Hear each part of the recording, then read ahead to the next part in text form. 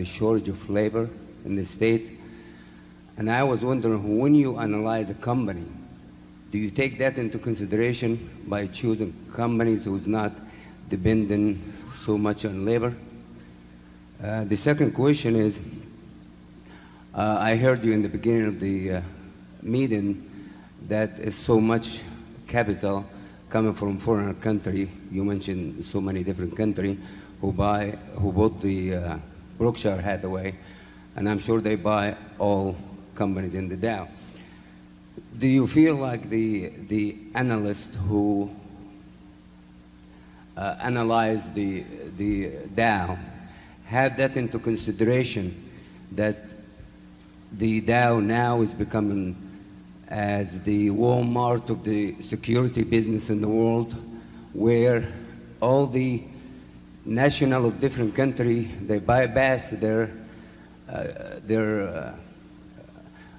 market, and they come in and buy in the United States, and as a result, that the idea of Mr. Greenspan as far as exuberant, it's mute, because if you remember how the Japanese, when they start to buy the real estate in America, they force us to pay high premium for the price, and I think that's what's going to happen in the market. And we as Americans who being accustomed to low PEs, now we're going to miss on, and the price is going to continue going up. And the third question is, maybe we better stop at 2. All right. Thank you. Okay, thanks.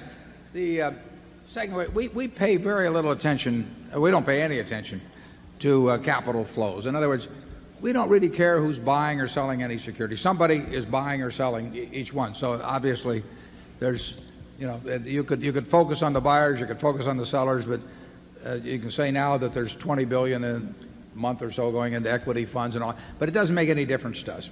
All we're interested in is what the business is worth. And what people are paying attention to in terms of capital flows or whatever, or market signals, or whether the Fed's going to move, that all changes. You remember 10 years ago it was M2 that everybody, every whatever day of the week it was, what's M2 this week? I always thought of having a mystery, about whatever happened to M2 or so. But there's always something that people are talking about. There's so much time to fill with chatter, that and pages to fill, that they write about all these things that to us don't make much difference, because we don't care if the market closes for the next 5 years. We care how much Coca-Cola is sold 5 years from now, and what percentage of the world market they have, and what they're charging for it, and how many shares are outstanding, and that sort of thing. But we don't care who's buying or selling it in the least, except we like it when the company's buying it. The same way with Gillette, we care about whether people are trading up in the shaving experience. So capital flows and all of those macro factors that people like to write about a lot just have nothing to do with what we do. We're buying businesses.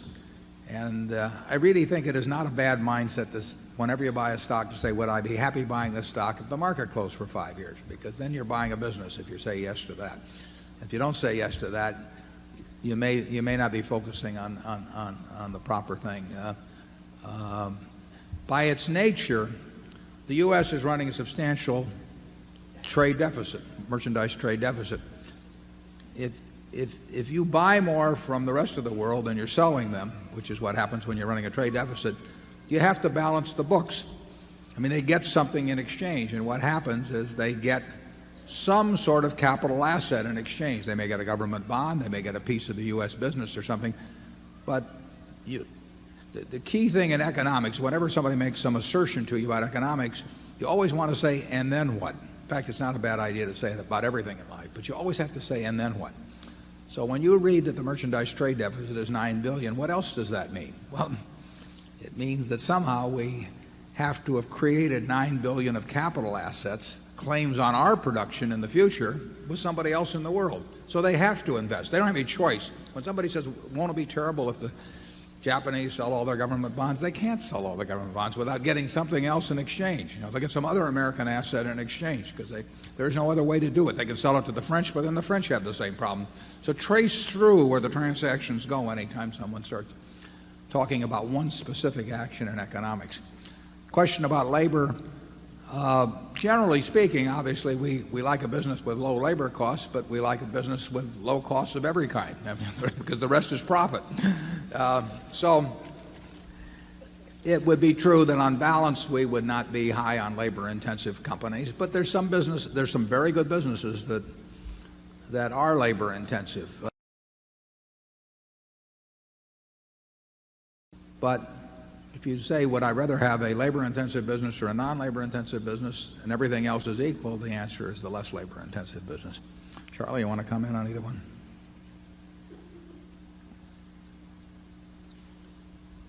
No, I don't think I've got anything more. Area 2? First, I'd like to thank you both for being so generous with your time and with your ideas for us today. Thank you.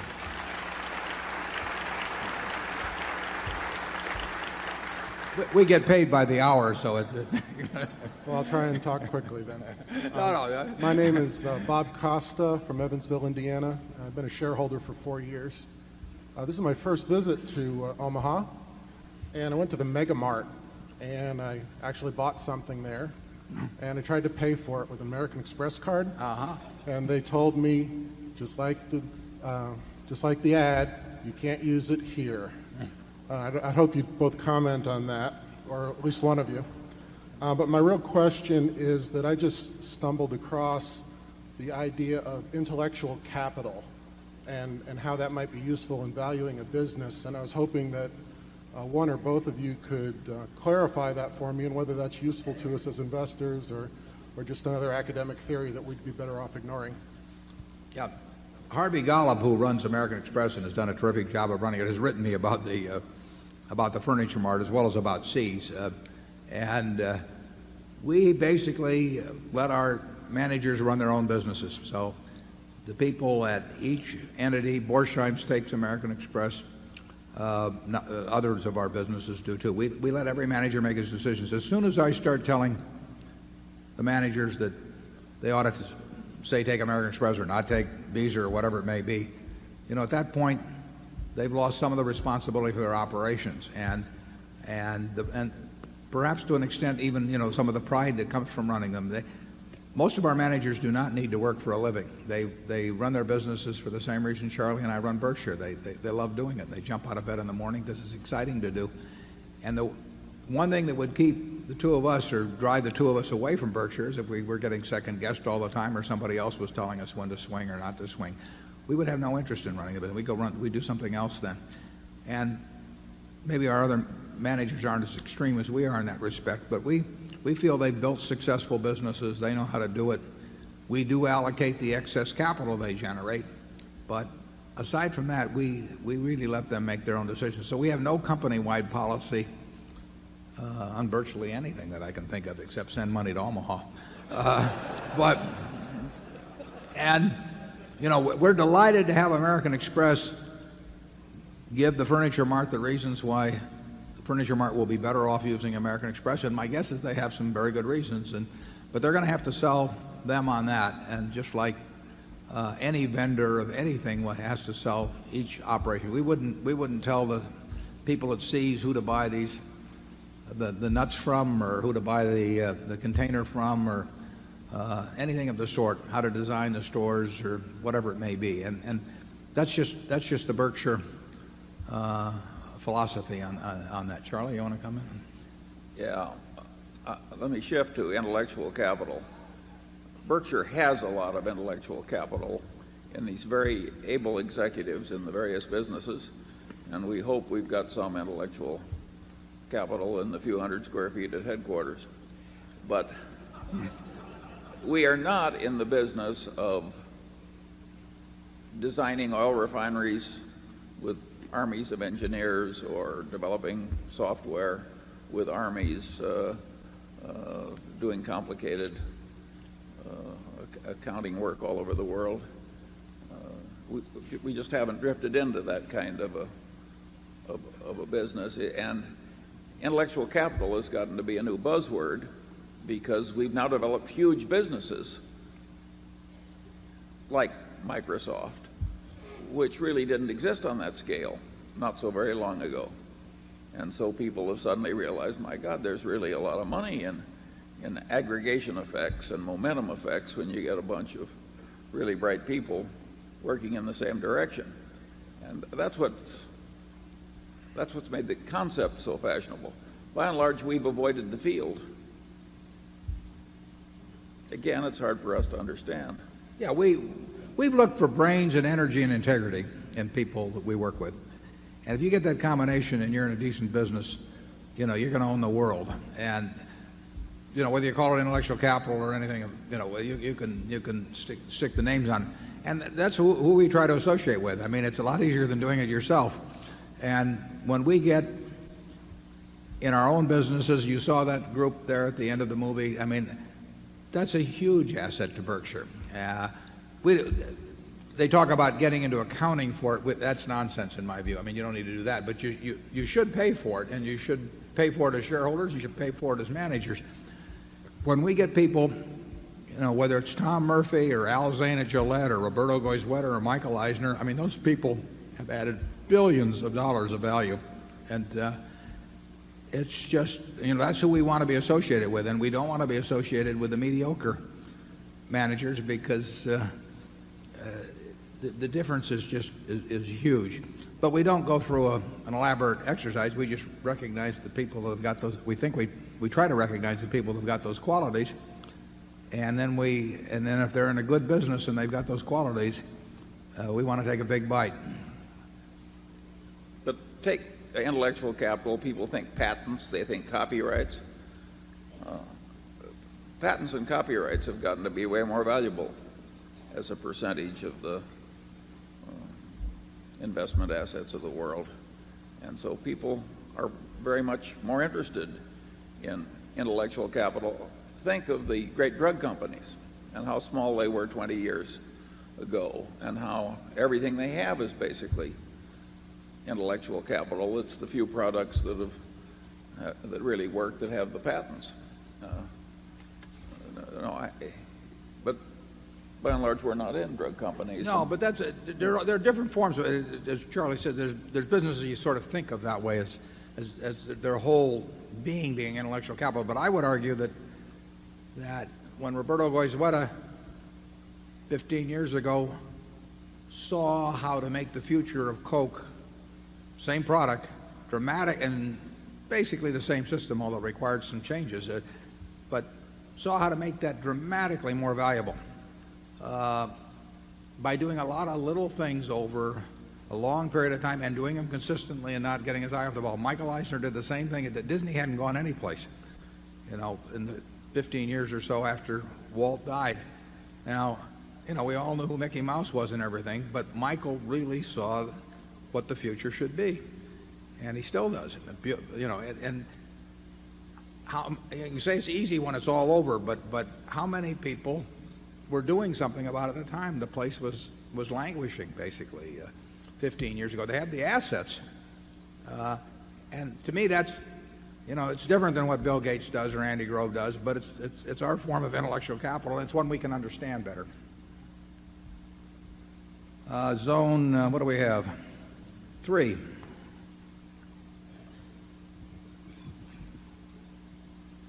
Mr. Buffett and Mr. Munger. My name is Will Jacks. I'm from Chicago, and I'm a happy shareholder. I first want to thank both of you for the unusual privilege you give us, your time and your expertise. This is very unusual, and I think is to be commended.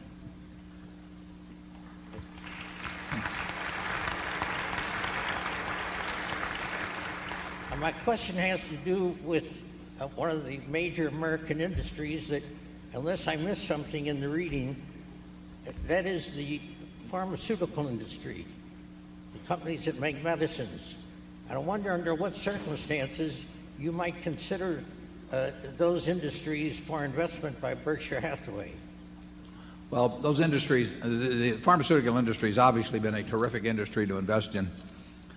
We have trouble, or at least I have trouble, distinguishing among the companies in terms of seeing which ones 10 years from now might be the best ones to be in. I mean, it's easier for me to figure out that Coca-Cola is the soft drink company to be in, or Gillette is the shaving company to be in, or Disney is the entertainment company to be in, than it is for me to figure out which one in the pharmaceutical. But that, I'm not saying you can't do it. I'm just saying that that's difficult for me. We started buying one of them a couple of years ago. We should have continued, but we didn't because it went up an eighth. And your chairman was a little reluctant to follow it. That terrible mistake. But I would say the biggest, and we could have bought the whole industry and done very well at various times, particularly when the threat of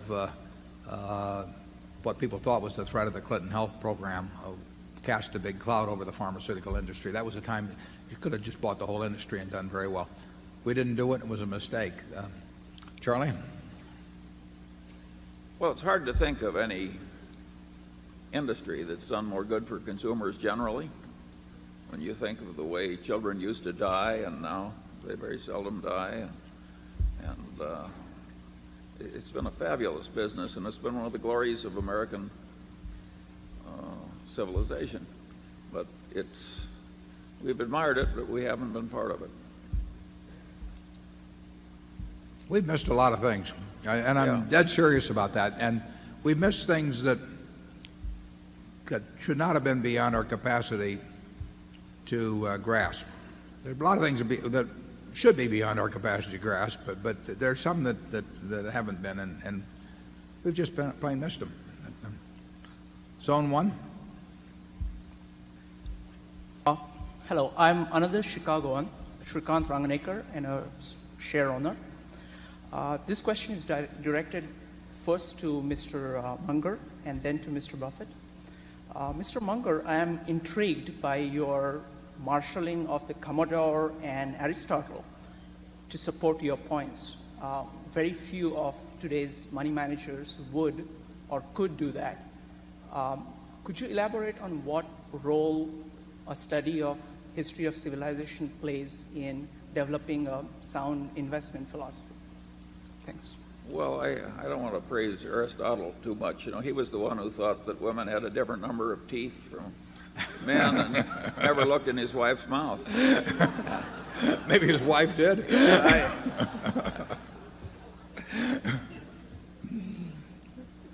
I'm all in favor of a good general education, and I think it helps investment performance, and it helps business performance, and it helps one be a better citizen. And some of the things people say are quite memorable, and therefore they're helpful to the mind by the very ease with which they're remembered. And I think you'd be surprised how many bright investment professionals could talk a lot about Aristotle or even people I can't stand, like Hegel.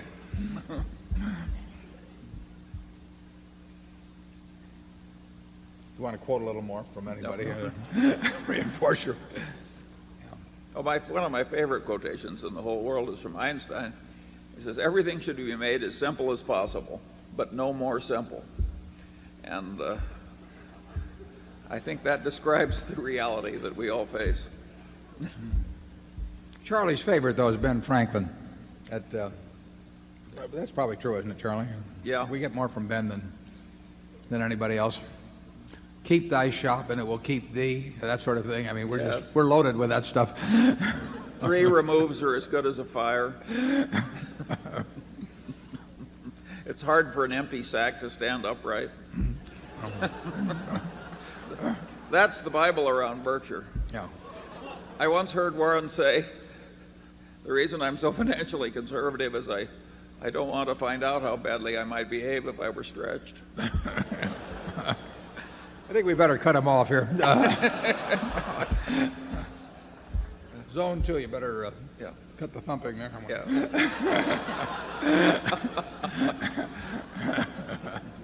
My name is Stanley Watkins, and from Manhattan, Kansas, and I'm a shareholder. And I have 2 questions, and the first one I know the answer, so you can just say yes or no. Would you consider investing in indexes such as OEX pure speculation? You're going to say yes. And number two, would you encourage investors to, if they were trying to get a lot of their investment, to use leaps on investments such as Coca-Cola instead of buying the stock? Use what on? I missed that. Leaps. Leak? Leaps. Leaps. Oh, I see. We're still on options. Commodity Oh, yeah. options. Well, yeah, both the questions relate to futures of one sort, calls or whatever they may be. And I think that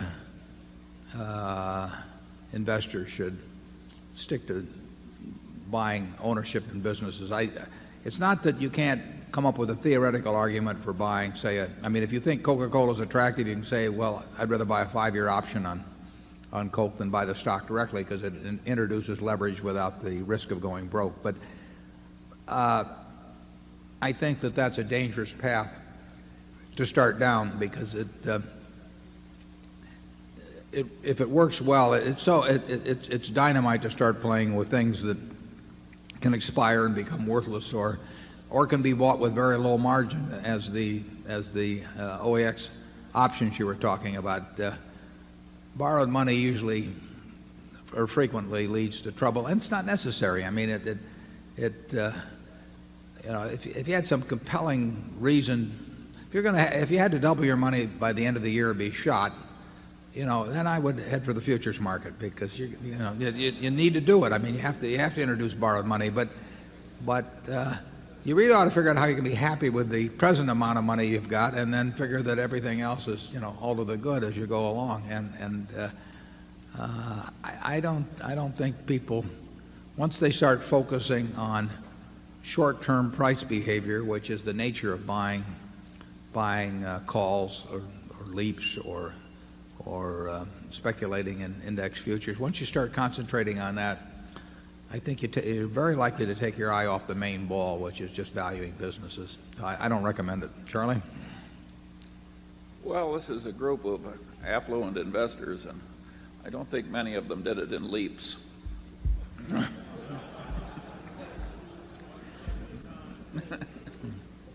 Yeah, it's certainly true. If we'd operated Berkshire with considerable borrowed money over the years, it would have done very much better than it has, but nobody knew what that amount of borrowed money would have, the appropriate level would have been, and it wouldn't have made any difference to us. I mean, we have just as much fun doing what we've done than if we'd owned it on leverage and had been twice as much. I mean, it's not the way we approach it. If you have X and you think you're going to be way happier when you've got 2X, it's probably not true. You really ought to enjoy where you are at the point, and if you can make 12 or 15% a year, and you desire to save and you like piling it up, it'll all come in time. And why risk losing what you need, and have for what you don't need and don't have? It's never made a lot of sense to us. Warren wrote a letter when they were developing the security options businesses, and he urged the civilization not to allow the new exchanges. And you can see how much attention they paid to him. Yeah, the usual amount. Yeah. Area 3. Hi, my name is Greg Colarch, a shareholder from Calgary, Canada, the home of Briax Minerals. My question for you is, the companies in the hazardous waste disposal industry have underperformed the market for about a decade now. Do you see any value in that area? We've never looked at that business. I'm familiar with the names of the companies, but that's been a business that I've never looked at, and maybe Charlie knows more about it than I do. He almost asked to. No, we have never really looked at the hazardous waste business. We think there's a lot of toxic waste in the securities market. Maybe we get our fill that way.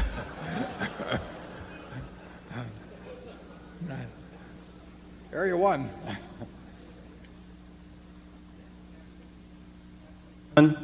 My name is Hugh Stevenson. I'm a shareholder from Atlanta, Georgia. My question involves Geico. If I remember correctly from last year, Geico had about 2% of the insurance market and had approximately $4 billion in float. My question is, as their market share expands, will their float, in your expectation, expand in a somewhat linear fashion?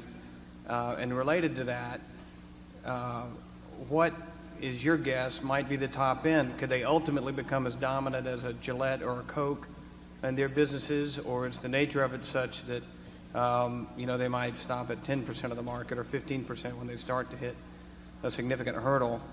And second, to follow up on this other gentleman's question, if you don't adjust for risk by using higher discount rates, how do you adjust for risk, or do you? Well, the second question, we adjust by simply trying to buy it at a big discount from that present value calculated using the risk-free interest rate. So if interest rates are 7%, we discounted back the flows, which Charlie says I never do anyway, and he's correct. But in theory, if we discount them back at 7%, then we would look at a substantial discount from that present value number in order to warrant buying. Question about Geico, the float will grow more or less proportionately to premium volume. There's a moderate amount of our float, a very small amount of the float, that's accounted for by some discontinued lines from the past, and of course that won't grow the same way. But if we double the size of Geico on premium volume, we'll come close to doubling the size of the float. The history of auto insurance is quite interesting. It's something that isn't studied at business schools and should be studied, because the great insurance companies of the early 1900s were,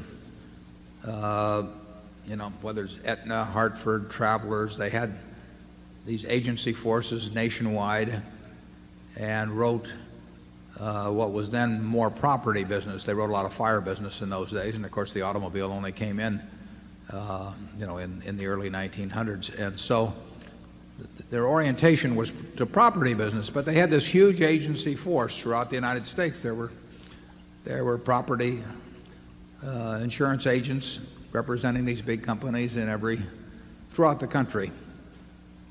And they had lots of capital. And now if you look at the business in 1997, something well over 20%, probably close to 25% of the personal auto and homeowners business in insurance is written by a company called State Farm. And State Farm was started, I believe, in the 20s by a fellow in Bloomington, Illinois, with no capital to speak of, no agency force initially, and started as a mutual company. No incentive. I mean, no stock options, no capital invested where he could become a billionaire if he built the business up or anything. So here this company starts without any of the capitalist incentives that we are taught are essential to a business growing, and in a huge industry becomes the dominant player. It has more than twice the market share of Allstate, the second player, becomes the dominant company against these extremely entrenched competitors with great distribution systems and loads of capital. Now I say and incidentally, State Farm on the Fortune 500 list of companies has the third largest net worth of any company in the United States. Number 3 from Bloomington, Illinois, with a guy with no money in it. Now how does that happen? Well, I would say that's a subject we're studying, in business schools, because Darwin used to say that anytime he got any evidence that flew in the face of his previous convictions, he had to write it down in the first 30 minutes, or the mind was such that it would reject contrary evidence to cherished beliefs. And certainly there's some cherished beliefs around business schools that might at least find some interesting aspects in studying how a company could become the third largest company in net worth in the country with no apparent advantage going in. There's another company down in Texas called USAA, United States. It's for the United Services Auto Association, and it's been enormously successful. has billions of net worth, loads of satisfied policyholders, the highest renewal ratio among policyholders in the country. Nobody studies that, to my knowledge, either. The people who started GEICO came from that company. In 1936, Leo Goodwin and his wife, who had worked for USAA, went over and started this little GEICO company with practically no capital. And now it's, we have about 2.7% of the market, and we'll write probably $3.5 billion of voluntary auto this year. Catching a State Farm is going to be very difficult, so I wouldn't want to predict we do that. I will predict that we will gain very materially in market share over the next 10 years, and we'll gain materially this year. But we have got a very good mousetrap. I said in the report that 40% of you would save money insuring with it. I didn't say 100% or 80% or 60%, because there are areas and professions where somebody else is going to have a lower price than we are. But if across the country we are going, and for all classes of citizens, we are going to have a low price, the low price more often than anyone else. And we've got that because we've got low costs, and our costs are going to get lower, and we've got a virtuous circle going in terms of it feeding on itself. So GEICO will grow a lot, but State Farm is plenty tough, so I'm not going to predict catching State Farm. I'm not even going to predict catching Allstate. But we'll catch somebody. And Charlie, you want to say anything more? Well, I love your example of State Farm. I mean, the idea of picking some extreme example and asking my favorite question, which is, what in hell is going on here? That is the way to wisdom in this world. And it is too bad. A lot of the mutual companies are now trying to demutualize, helped by a bunch of consultants and so forth. And they are not looking at State Farm, they're looking at some other model. And everybody can't be a State Farm. That place got some fundamental values into its operating mechanics, the way it selected personnel, the way it selected agents, the way it discarded agents. There was huge discipline, wouldn't you agree, in that operation? Yeah, you would say somebody had to do something very right. But the question, I don't know anybody saying what they did that was right. You know, they don't want to, because it doesn't fit the pattern. And you know, when something like a State Farm happens in this world, you should try to understand it. When something like a GEICO happens in this world, you should try to understand it. In 1948, I think it was 2/3 or 3/4. I think it's 2/3 of GEICO was for sale because a fellow that originally backed these two people from USAA died, and the state had the stock for sale in 1948. You couldn't sell it. That's how Ben Graham ended up buying it for Graham Newman, because they hawked it all over for 6 months. They went to all the big insurance companies, and the insurance companies who could see this company on a very, very tiny scale offering a product for way less money and making lots of money doing it, they simply couldn't shake themselves loose from the mists of the past to step up and buy it. They could have bought it for $1,200,000, as I remember, you know, and owned the whole company. And instead, they've watched their own distribution system get their heads beaten in, you know, over the years, and all the time, you know, with these ideas from the past. So you have to be very careful to look hard at what's really happening. You know, as Yogi Berra said, you can observe a lot just by looking. And, okay, Zone 1.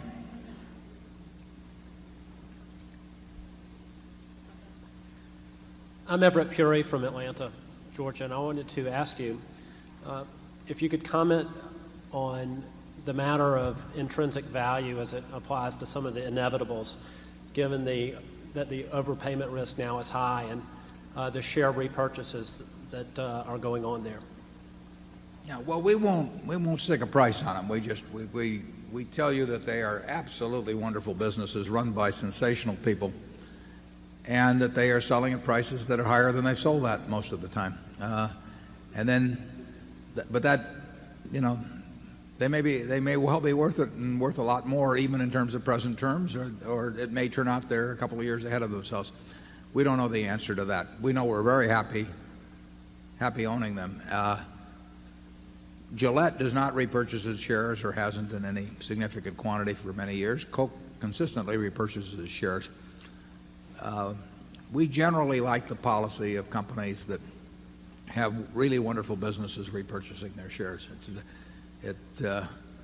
There aren't that many super businesses in the world, and the idea of owning more and more of a company like that over a period of time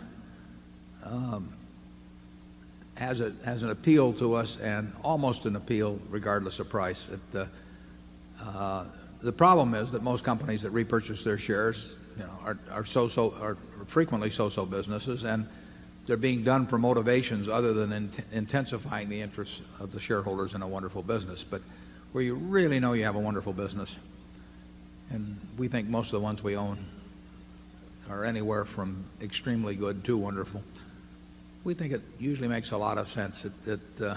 It's hard to do things intelligent with money in this world, and Coke has been very intelligent about using their capital particularly to fortify and improve their bottler network around the world. I mean, they've done a terrific job that way. That was a neglected area for a long time, and that comes first.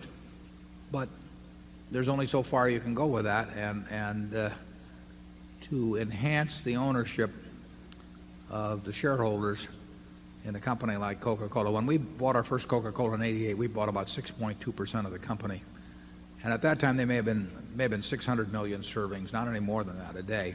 So we had an interest in 36 or 37 million servings. Now we have 8% of 900 million plus. So we have an interest in 75 million or so servings a day. 75 million people are drinking Berkshire Hathaway's share of Coca-Cola products today in an 8-ounce serving. And the profit's gone up a little per serving. So that gets pretty attractive, and we just assume they keep doing that. The bottling thing's actually kind of interesting. And a fellow from Omaha, or at least lived in Omaha for a long time, Don Keogh, had a lot to do with this. And Roberto had plenty to do with it too, obviously. But Asa Candler, back in the late 1880s, in a series of transactions, I think some of it's a little fuzzy exactly as to the timing of them, but he essentially bought the whole Coca-Cola company for $2,000.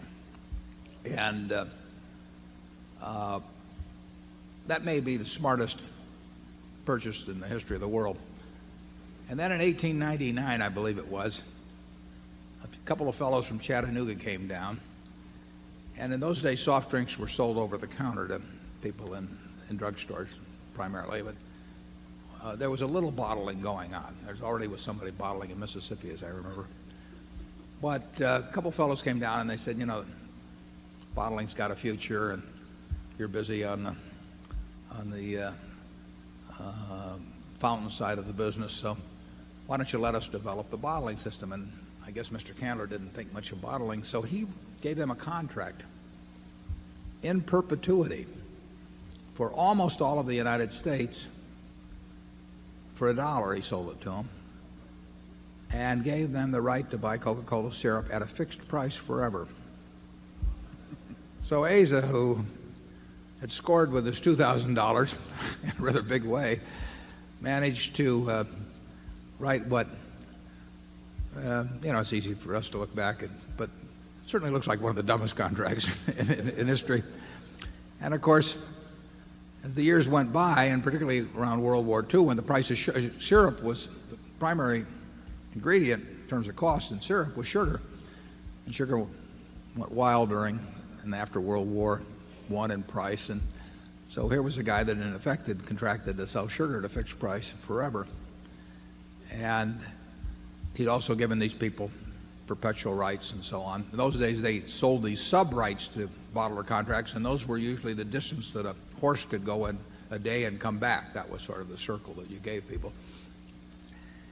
And the Coca-Cola Company was faced over the years with the problem of having the bottling system, which soon became the dominant system for distribution of Coke, being subject to a contract where there was no price flexibility and where the contracts ran in perpetuity. And of course, every bottler on his deathbed would call his children and his grandchildren around, and he'd prop himself up and croak out in his last breath, don't let him screw with the bottling contract, and then he'd croak.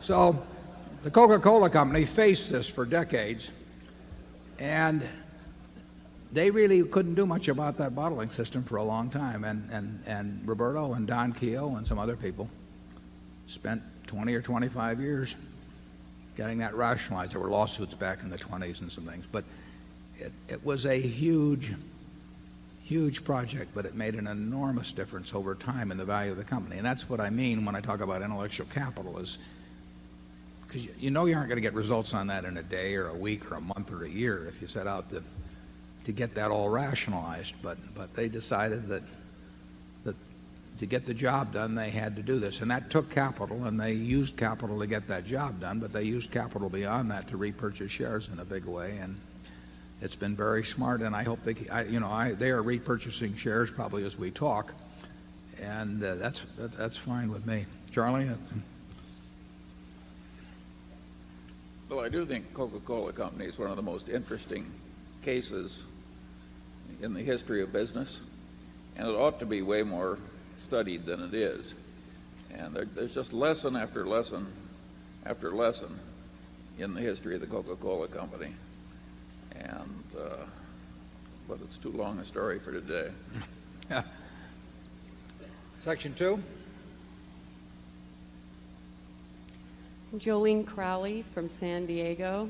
And I want to say I feel very lucky to be here today, as when I tried to buy my first baby Berkshire share last year, my stockbroker, who's a value investing devotee, tried to talk me out of it, telling me that it was overvalued. So I feel lucky to be here. I've recently also discovered Wesco stock, and I'd like you to explain to me the ownership and management relationships between Berkshire Hathaway and Wesco, and how you use them together. And since I may not understand the answer to that question, could you just tell me, is it possible that buying Wesco today at about $20 a share is like buying Berkshire Hathaway was 20 years ago? Well, if you could buy Wesco today at $20 a share, you should buy all you can. No, Your pardon. $200 a share. 200. Yeah, Charlie is chairman of Wesco, and why don't you talk about it first, Charlie?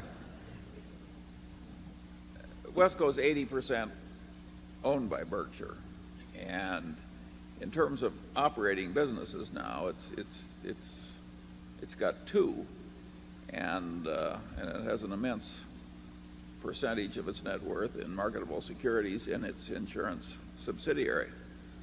It's a very quiet company, and as the chairman of Wesco, I have always delighted in saying that we have way less human value in the executive staff than Berkshire Hathaway does.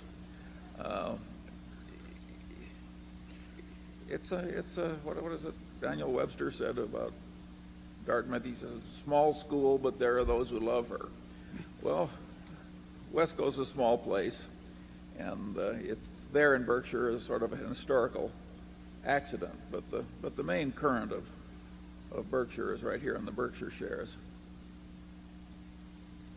I don't know which one I would rather buy at present prices. I mean, I think you could flip a coin. It does not have dramatically better growth potential just because it happens to sell at $200 a share instead of $38,000 a share than Berkshire. I mean, I think the prospects probably are relatively close between the two.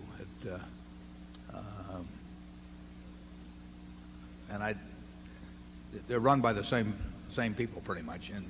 In effect, Charlie may spend a little more time on Wesco than I do, but they've got the same prospects. But one problem that Wesco would have is that if people, and this is not a huge problem, but if people want to do a share exchange deal, they're going to want to do it probably with Berkshire rather than Wesco.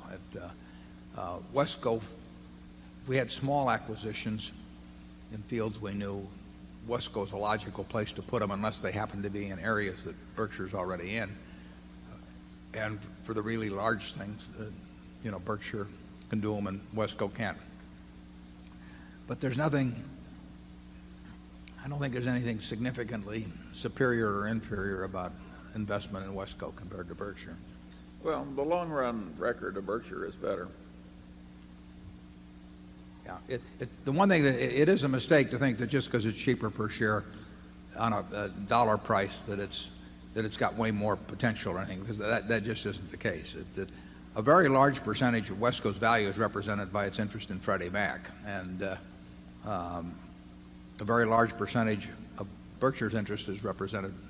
Berkshire's value is represented by an interest in Coke, for example. So there's different emphasis between the two places. I think Wesco owns some Coke and Berkshire owns some Freddie, but in different proportions. That's an historical accident. We'd love to see them both do well. Obviously, there's another family that's in Wesco that we like a great deal, and we would hope that Wesco would perform as well or better than Berkshire. It's performed fine over the years, but it hasn't performed quite as well as Berkshire. Area 3. Yes, hi. Hi, it's Jeff Hull from Toronto, Canada. Mr. Buffett and Mr. Munger, you're both a positive influence on all of us and our generations to come. There were a few significant individuals that had helped to guide your way in the beginning. Could you please share the current percentage of impact and evolution on your investment philosophy and approach between Graham and Dodds versus Philip Fisher, and comment on each, please? Charlie, you want to, if you got it worked out there, well, Warren, you want that to tenths of a percent or hundredths of a percent? What? You were closer to Ben Graham. Yeah, well, Ben, things would have happened, good things would have happened with following either party irrespective of the other. Graham obviously had way more influence on me than Phil. I worked for Ben. I went to school under him. And his, what I call the three basic ideas that underlie successful investing, which is to look at stocks as businesses and to have the proper attitude toward the market and to operate with a margin of safety, they all come straight from Graham. I didn't think of any of those. And Phil Fisher opened my eyes more to the idea of trying to find the wonderful business. Charlie did more of that than Phil did, actually, so you'd have to put Charlie. But Phil was espousing that entirely, and I read his books in the late 50s or early 60s. So, and Phil's still alive, as you know, and I owe Phil a lot, but it doesn't compare to what I owe Graham, and that in no way reflects poorly on Phil. Ben was one of a kind. Sean? Ben Graham was a truly formidable mind, and he also had a clarity in writing. And we've talked over and over again about the power of a few simple ideas thoroughly assimilated, and that happened with Graham's ideas, which came to me indirectly through Warren, but also some directly from Graham. The interesting thing for me is to watch Buffett, the former protege. And by the way, Buffett was the best student Graham had in 30 years of teaching at Columbia. And but what happened, and since I knew both men, was that Buffett became way better than Graham. That is a natural outcome. It's what Newton said. He said, if I've seen a little farther than other men, it's by standing on the shoulder of giants. And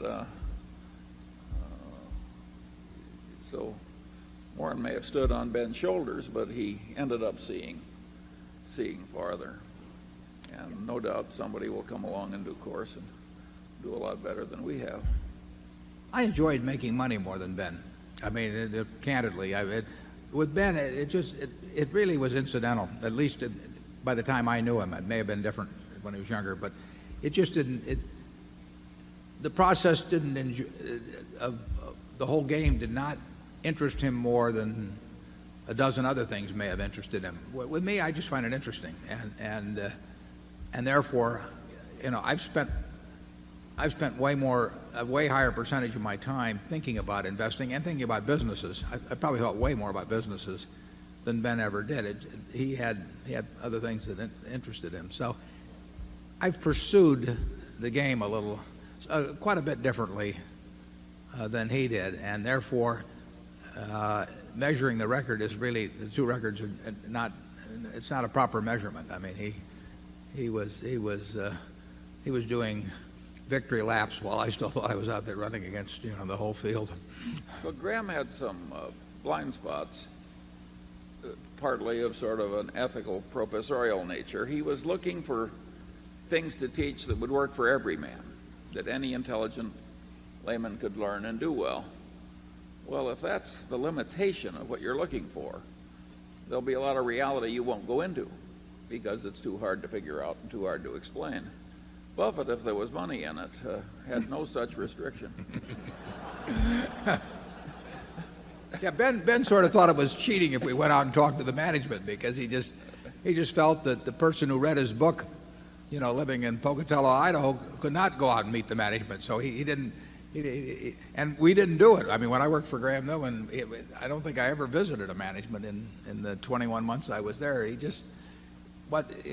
wasn't sure whether it'd be useful anyway. But if it was be useful, that meant that his book was not all that was needed, that you had to add something to it. I found it fun to go out and talk about their businesses with people, or to check with competitors or suppliers or customers and all that. But Ben didn't think there was anything wrong with that. He just felt that if he had to do that, then his book was not the complete answer. And he didn't really want to do anything that the reader of his book couldn't do if he was on a desert island, basically with just one line to a broker. But if you stop to think about it, Graham was trying to play the game of Ken the donkey wearing very dark glasses, and Warren, of course, would use the biggest searchlight he could find. We still can't find any donkeys these days. Okay, Area 1. I'm Joe Knobb from Seattle, a shareholder, Mr. Buffett and Mr. Munger. I wonder if you could comment a little bit further on McDonald's, carrying forward your comments of this morning, but more oriented toward how the McDonald's would stack up against the inevitables in international type business, what your vision would be on their growth potential in places like Germany, China, so on and so forth. Yeah, I guess I just would have to stick with my comment that you won't get the inevitability in food that you will get in a single consumer product, such as blades. I mean, if I'm using a Gillette sensor blade today, the chances are I'll try the next generation that comes out. It'll be the Sensor Excel right now, but if I will try the next one that comes out, obviously, but I will not fool around at all in between. And a very high percentage of people that shave, including women shaving, they're happy with the product. It's not expensive. It's $20-odd a year, if you're a typical user. And if you're getting a great result, you're not going to fool around. Whereas a great many of the decisions on fast food as to where you eat is simply based on which one you see. I mean, convenience is a huge factor. So if you are going by a McDonald's or a Burger King or a Wendy's, and you happen to be hungry at that point, or if you're traveling on the road and you see one of those signs up, you're probably going to stop at you may very well stop at the one you see. So there's a loyalty factor, but it's just not going to be the same in food. People want to vary their. I don't. I mean, I'm happy to eat every day, but most people want to vary where they eat as they go through the week or the month or the year, and they don't really have any great desire to vary their their soft drink the same way. It's not the same thing. So there's no knock on McDonald's at all. It's just the nature of the kind of industry they're in. Charlie? I can't think of anybody else who before McDonald's ever did what McDonald's did to create a chain of restaurants on such a scale that worked. Oh, Howard Johnson's tried. Yeah, there were a lot of failures. Some of you are old enough around Omaha to remember Reed's. Harkert's. Or Harkett's hamburgers. Harkett's wholesome hamburgers. Right. Yeah, and they came and they went, those chains. And but it is a much tougher business that McDonald's is in. It's price sensitive too. I mean, obviously. Part of that's comparative. You could spend a lot more money on hamburgers in the course of a year than razor blades. I mean, you can't save that much by changing razor blades. Yeah, the average person will buy 27 in the United States, 27 sensor Excels a year. You know, that's one every roughly 13 days, and I don't know what the retail price is because they give them free to us as directors, but if they're $1, it's $27. I mean, and it makes a lot of difference. That's what's happening, of course, around the world is people that are using cheap double-edged blades or whatever it is, they keep moving up the comfort scale and the comfort ladder, and Gillette is a direct beneficiary of that. And the difference between having great shaves and very so-so shaves and lots of nicks and scratches and everything is $10 a year or $12 a year. I mean, that's not going to cause many people to change their habits. And incidentally, the sensor for women has just been a huge success. I think they've had more razors go out on that than the same period when the original sensor came out for men. So that's been an enlargement of the market. I would not have guessed that would have worked that well. Before that, all the women just used the disposables or their husband's boyfriend's razor, but thank God they've gotten over that.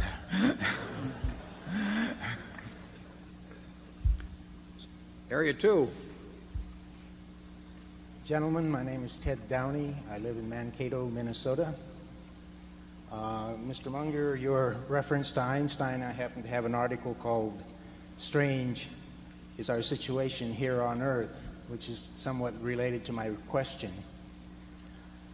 This morning you brought up the shortcomings of accountability, and I would like you to address the aspects of the environmental impact in our accounting system and how this might relate to a social screen for investment in other areas.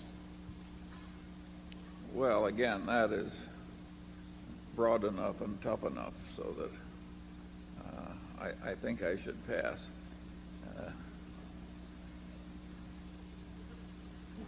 Yeah, I would say the unseen hand or the invisible hand, does not work perfectly for all aspects of an economy. But in terms of accounting for it, in terms of an individual balance sheet or income account, that would be way beyond me.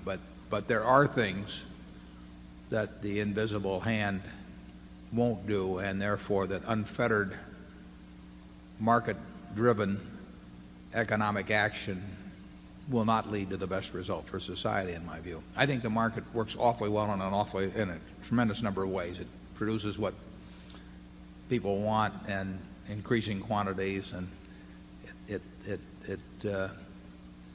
enormously beneficial to have a market-driven society. But a pure market-driven society will do things that will have antisocial consequences. And you certainly need environmental rules. Yeah. The pioneers died like flies because the drinking water was too near the sewage. And one of the glories of the world we live in now is that the sewage systems are so good. And you don't think about it much, but it's dramatically changed our prospects and the general quality of how we live. And there are a lot of other places where you need environmental rules. All that said, some of the environmental stuff has gone way too far, but it's too complicated to try and draw precise lines. Area 3. My name is Gul Asnani. I'm from Allentown, Pennsylvania. I have a question concerning page 4 of the annual report, where you talk about the investments per share, etc. Right. And my question is, how much claim do the operating businesses have on these marketable securities? Yeah, well, that table's a very important table in my view, and we measure our progress to some extent by the figures in both columns of that table, one of which shows the investments per share and the other shows the operating earnings from everything other than investments. And the operating businesses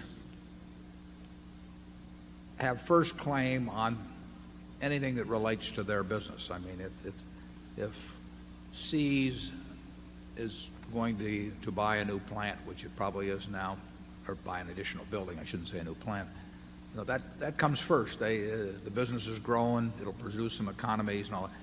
We do that. You know, we try and do it as intelligently as possible, but that comes first.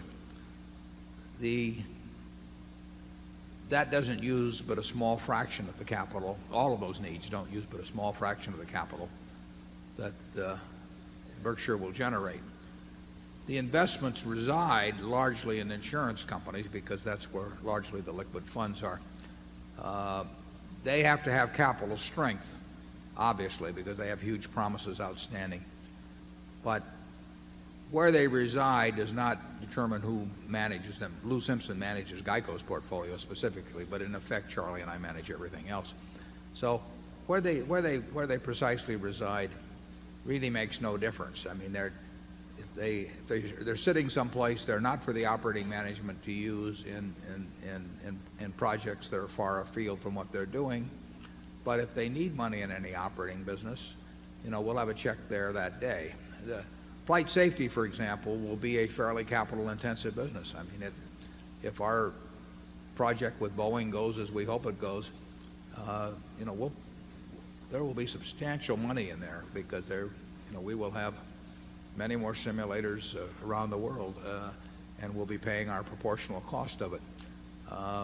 But they don't need to keep money around to prepare for that day, which they would if they were a standalone operation. Money's fungible. We can deploy it all the time, and whenever anybody needs it, we'll come up with it, but we don't leave it around awaiting the day when some specific operation needs it. Charlie? The odds are very good that the marketable securities will keep going up even as the businesses expand. That's the way the game has worked in the past, and we hope it'll keep going that way. What we are doing is trying to increase the numbers in both columns. We don't have any favoritism for this over that or anything of the sort, but we're looking all the time for things that will help both columns. And we'd be disappointed if 5 or 10 years from now that they both haven't increased significantly. But which column will increase at the greater rate, we don't know. Area 1. Good day. My name is John Zavanovich from Ottawa, Canada, which incidentally has nothing to do with BRIEX whatsoever. My question more goes back to the discussion of intellectual capital, in particular, perhaps your intellectual reserves. In so speaking of security analysis, the first edition in 1934, Ben Graham talked about the development of the New Era theory and its consequences on the security business. In today's terms, we see a lot of the same words and phrases being repeated by analysts on Wall Street. And with the historical returns on common stocks dating back to the 1800s coming in at about 7%, pair that together with the concept of regression to the mean in statistics, do you not think that we're in a very dangerous period? Well, the answer, we never know. I mean, we in terms of what markets will do, I don't think that the Coca-Cola company's in a dangerous position, in a dangerous area, or Gillette is in a dangerous area, or McDonald's or Wells Fargo or whatever, but or See's Candy, or the businesses we own in their entire, Kirby, whatever it may be. Whether valuations are too high gets back to the question that we talked about earlier. If for businesses in aggregate they keep earning very high returns on equity and interest rates stay where they are, we are not in an overvalued period. If it turns out that these returns are not sustainable or interest rates go higher, we will look back and say this was a high point, but for at least for a while. But we have no notion on that, and we really don't think about it. Basically, because we don't know. Our job is to focus on things that we can know and that make a difference. And if something can't make a difference or we can't know it, we write that one off. So we're looking for the. But Warren, you would expect average returns from stock market index type investing to regress somewhat down. Oh, I don't think what they've been the last few years. I don't think you'll get the investment result from owning the S&P over the next 10 years that you've gotten over the past 10 years. I would, if someone wanted to put some real money on that, they would find a taker with me. That's very unlikely to happen. That's not predicting a crash. It's No, just saying that the guaranteed result from the next 10 years is almost certain to be less than that of the last. It wouldn't surprise. I mean, this is in no way predictive. I mean, it wouldn't surprise us in the least if stocks average 4% a year, for the next 10 years. That doesn't mean they will, or we don't know the number, but that would not be a surprising outcome, and it wouldn't bother us particularly either. Charlie, what? No. Two.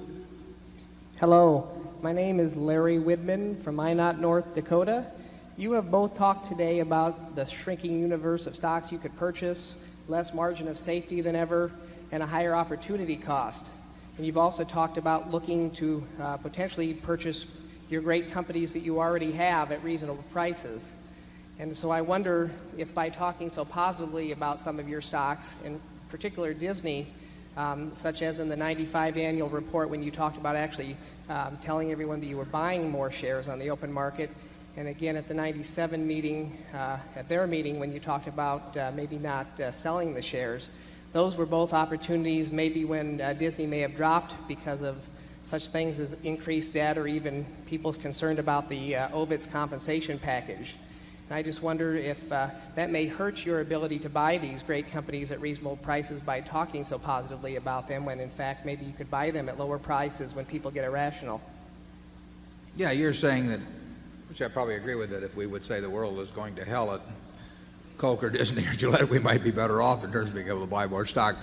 But, I got asked a question at Disney, and I answered it, and that's my general approach. That I think it's usually a bad mistake to sell your interest in wonderful businesses. I don't think people find them that often, and I think they get hung up if they've sold them at X that they want to buy them back at 90% of X or 85% of X, so they'll never go back in at 105% of X. So I think on balance, if you are in a business that you understand and you think it's a really outstanding business, that the presumption should be that you just hold it and don't worry. And if it goes down 25% in price or 30% in price, if you have more money available, buy more, and if you don't, so what? Just look at the business and judge how it's doing. But there's no question. I mean, we try not to talk very much about the businesses, except maybe to use them as an illustration in a teaching mode or something of the sort. We're not touting anything, and I did try to stick those precautions in when I do talk about them as being wonderful businesses, so people don't take it as an unqualified buy recommendation or something of the sort. But we won't try and put any spin on when we're talking about business generally. We may not talk about them at all. If we're buying something, we might be, that particularly if no one knows that we've been in that stock at all, we might be somewhat quiet about the fact. But we don't want to talk down something in order to buy it. Charlie? Jerry Newman, as I understand it, didn't like Ben Graham giving all these courses explaining what Newman and Graham were doing. But Graham's attitude was that he was a professor first, and if he made just slightly less money by being very accurate in what he taught, why, so be it. And I think it's fair to say that Warren has assimilated a bit of that ethos. And I think it's all to the good. And if it costs us a tiny little bit of money from time to time, there are probably compensating benefits. And if there aren't, it's probably the right way to behave anyway. Charlie, if you were in a less charitable mood, might point out I didn't behave that way till I got rich. Actually, I used to teach a course at what was then the University of Omaha, and we used all these current examples, and things were so cheap that nobody paid any attention. Area 3. Hello, Mr. Munger and Mr. Buffett. My name is Liza Rima from Burbank, California. I wanted to find out, earlier you mentioned you looked at, you used filters to look at a company. So could you elaborate on what those filters are? Charlie, you want to? Well, we've tried to do a good deal of that, and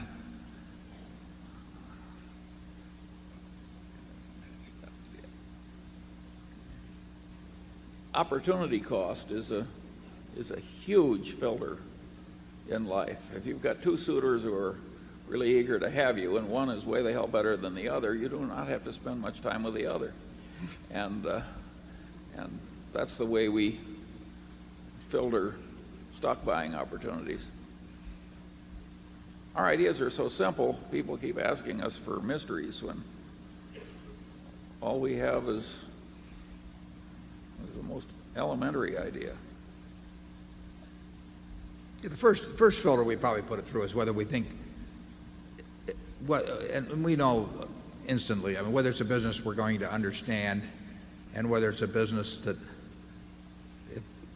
if it passes through that, it's whether a company can have a sustainable edge, and that gets rid of a very significant percentage of the things people. They always want to tell you some story or anything, and I'm sure they regard me and Charlie as very arbitrary in terms of, in the middle of the first sentence saying, well, we appreciate the call, but we're not interested. I mean, they just think if they explain something, and if I get letters on this all the time, but we really can tell in the middle of the first sentence usually whether those two factors exist.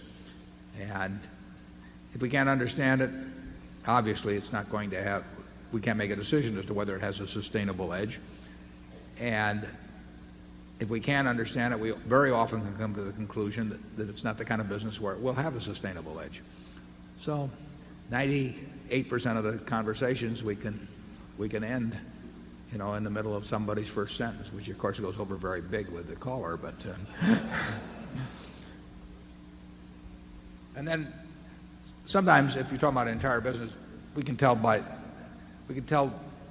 who we're dealing with whether a deal's ever going to work out or not. I mean, if there's an auction going on, we don't want to. We have no interest in talking about it, and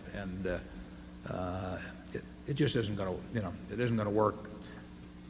If someone is interested in essentially doing that with their business, they're going to sit down and want to renegotiate everything with us all over again after the deal is done, and we're going to have to buy the business 2 or 3 times before we get through. You just see all these things coming, and on the other hand, we've had terrific experience basically with the people we have associated with. So it works. It's efficient. We don't want to listen to stories all day, and we don't read brokerage reports or anything of this sort. It's just there's other things to do with your time. Charlie? Yeah. Another filter that Warren was alluding to is this concept of the quality person. And of course, most people define quality person as somebody very much like themselves. But identical, actually, is the word we are searching for. But there's so many wonderful people out there, and there's so many awful people out there, and there's signs frequently like flags, particularly over the awful people, and generally speaking, those people are to be avoided. the amount of misery you bring into your life by trusting some awful person, and the amount of felicity that you can bring in by making the right business associations. Look around this room, and there's some wonderful people who have created some wonderful businesses, and their customers can trust them, the employees can trust them, the problems can trust them to be fairly faced and reasonably solved. And those are the kind of people you want to, and people will take their promises seriously. I had some experience recently with a company, and they have their brand on a particular product, and somebody invented a better product in the same field, and they're taking their brand off their product. I mean, if it isn't the best, they don't want their brand on it. People who think like that frequently do very well in business, and the flags are flying. Yeah. I mean, it's like they got a sign on it just says jerk, jerk, jerk, and then you think you're going to buy the business, and they aren't going to be a jerk, anymore. I mean, it right. Okay, Area 1. Hi, David Winters, Mountain Lakes, New Jersey, shareholder. I'm just wondering if there's an organizational model where you deal with a plethora of information so you can physically and intellectually organize it so you have your maximum output and retain focus. And secondly, if I may, in the domestic soft drink business, is it winner take all? I mean, is there room for 3 competitors? And honestly, does Dr. Pepper have a future? Yeah, I would say Dr. Pepper has a future. I'll answer the second one. But sure, there's room for more than one. I think Coke's market share will go up pretty much year after year, but not, we're talking tenths of a percent in that business, but tenths of a percent are important. The U.S. market is what? Must be 10 billion cases, so, 1% is 100 million cases. There will be, Dr. Pepper appeals to a lot of people. It's interesting how regional tastes can be. I mean, a Dr. Pepper will have a share in Texas that's, far higher than it will be in Minnesota or something. But there are people that are going to prefer it. And the interesting thing, though, is that the high percentage of people that prefer cola, for example, although the cola percentages have gone down a little bit, the fastest growing big beverage at Coke is Sprite. Sprite has had huge gains in sales. It does well over 1 billion cases a year, and it sells very well in a whole bunch of countries. So you can make money with a soft drink company that doesn't dominate the business. You'll do a lot better with one that does dominate. But it's not a winner take all. It's not like 2 newspapers in a town of 100,000 or 200,000. There are certain businesses that are winner take all, clearly, but soft drinks are not one of them. What was the first question? Oh, the part about organizing. I'm just wondering, for those of us on the other side of the table, we get barraged with information, and I'm wondering how do you just read annuals, 10Ks, and talk to people and ignore everything else, and how do you keep track of everything intellectually? Well, we don't keep track of everything, but the beauty of, to some extent, of evaluating businesses, large businesses, is that it is all cumulative. I mean, if you started doing it 40 or so years ago, you really have got a working knowledge of an awful lot of businesses, but there aren't that many to start with that are, and you can get a fix. What are there, 75 maybe or so important industries, and you'll get to understand how they operate, and you don't have to start over again every day, and you don't have to consult a computer for it or anything like that. So it has the advantage of accumulation of useful information over time, and you just add the incremental bit at some point. Why did we decide to buy Coca-Cola in 1988? Well, it may have been just a couple small incremental bits of information, but that came into a mass that had been accumulated over decades, and it's a great business that way. It's why we like businesses that don't change too much, because the past is useful to us. Charlie? I can't add a thing to that. Okay. Over there on 2. I'm Barbara Morrow from Wisconsin and New York. If you both live as long as I believe you will, it could happen that there'll be a year when you write 2 big checks for super cat claims when the market is throwing away things at really silly prices. Could you share your thinking about how much debt you would consider taking on to buy great businesses as cheap in that kind of a situation? Well, if we had both a big hurricane in the Northeast or in Florida, and we had a big quake in California in the same year, and we had a financial market, the financial markets tanked, perhaps because of those events, but perhaps for other reasons, we would be thinking about ways, it might not be borrowing money directly, but we would be thinking about ways to buy securities if they got cheap enough. I mean, anytime securities get cheap, Charlie, you're thumping again here. Anytime securities get cheap, you know, we don't like to go to the office and not write a ticket. I mean, we certainly would have the ability to borrow some money. We would never borrow a ton of money relative to capital. We're just not set out that way. We don't want to disappoint anybody in this world. We don't even want to worry about disappointing anybody in this world. So we're not going to do that. But we have a lot of extra firepower overall. And I would say under almost any conditions that cause securities to get very cheap, we would find a way to buy some of them. Charlie? The beauty of our situation is that it has enormous flexibility built into it. If something were large enough and cheap enough, we could stop writing super cats. We're measuring opportunities one against the other, and we understand the way the numbers interplay. And so we have a lot of different options. And that's a huge advantage. There's so many places in business life where you have practically no options at all. You're just in a channel that you have to waltz down the channel, and you don't have any options to do anything else. We have enormous options. We may not exercise them, but we have enormous flexibility. Yeah, we know they're there. And there's no reason to push on anything now. At least we don't have any reason to push ourselves. But if it ever became advantageous to push somewhat, we would push, although never to a degree that in any way caused us to lose a minute of sleep about fulfilling every obligation we had. It's 3:30. I thank you all for coming. I look forward to seeing you next year, and so long.